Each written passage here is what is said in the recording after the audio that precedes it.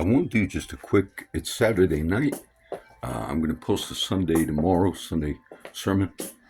Blogger did indeed delete both of my blogs. I have to admit, that's the biggest damage that's been done, but we'll move on. I wanted to make a note, and the video stopped a little while ago, so I just posted tonight. I use Google Chrome, and I'm on many sites. Now, I have never searched the words that would be self-harm or die. And you know, this last week, when I post on all of them through Google Chrome, it'll bring up TikTok, for your FYP is for your page, viral. These are all things that I have used as hashtags. I have never used the word die or self-harm. And this week, when I had some of the problems with Blogger, that came up every time. And you know, a few years ago, this is just a note, we're done with Blogger and YouTube.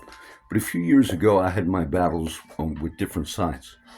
And I particularly was in contact with Google, Blogger, and YouTube about whatever it was. And that next day, or that day, I started getting a screenshot on the phone that said, your Wells Fargo account will be debited $4,300 in the morning. And I thought, what is that? And it kept coming up like for a week or whatever. And I didn't do the screenshot, but I took a picture of it, and showed it and made a video at the time. And the odds are that was the person at Google or Blogger or YouTube that I was fighting with at that time. And what that showed me is it's not just a matter of they mean to do well. They're a criminal organization. I had just pulled up, I was looking criminal, and somebody did a whole thing on Google. So in my mind, it's not just a matter of whether you can trust a platform for, business or whatever it is. For them to have removed those two blogs, a blog is like a website. And I understand that social media sites like Facebook and many that I'm on are going to be more restrictive. But for a blog to do that, and it's not just me, because I'm a big news reader, they started moving, I noticed, like people posted, bloggers, so they're proactive removing, and it was another Christian site, the preacher, or whoever it was, they're removing his Sunday sermons and messages. So this is just a note, we are finished with those sites, been on them a long time, but it's very sad that you would build that long on a site. I was on Blogger since the early days of the fire department, I don't know how many years. And the biggest damage is all the links. Now, I have them duplicated on other sites, but for those who are not aware, I have like whole studies that are Blogger links spread out all over the internet, which are all gone.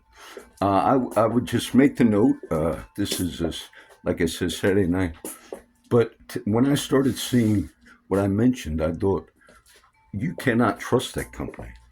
Meaning whoever, they know I don't have a VPN or hide my URL or anything. They know my phone. I use Play Store. I get a lot of apps. So some person put that as a recommended hashtag. And I've never seen that in my life. And I kind of laughed a little bit like, golly. But it shows you, when Jordan Peterson, I'm not a big fan of Jordan Peterson. My daughter bought me a book from him. He's a Christian speaker. I think he's from Canada. But I remember when Jordan Peterson, this is years ago, he gave, a speech off campus or wherever it was. And he's a Christian, more conservative viewpoint. And what Google and Blogger and Google, the company, did to him, not only did they stop him from accessing passwords, bank accounts, and everything else, they banned him from Google and everything. Now, it took him a few days to get back the things he was doing. Meaning they don't just go after a post or anything. They use all the information they gather on you to come against you. I think the fact that they pulled up that, recommended to me that hashtag, really is criminal. And if you're dealing with people just in general in society, you're in essence, you're kind of insinuating to them to do self-harm to themselves.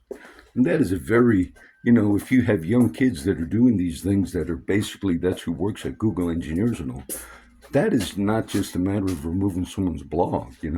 And so anyway, the update I'm giving, I honestly believe they're a criminal organization in the sense that they actually just lost a criminal case against U.S. government.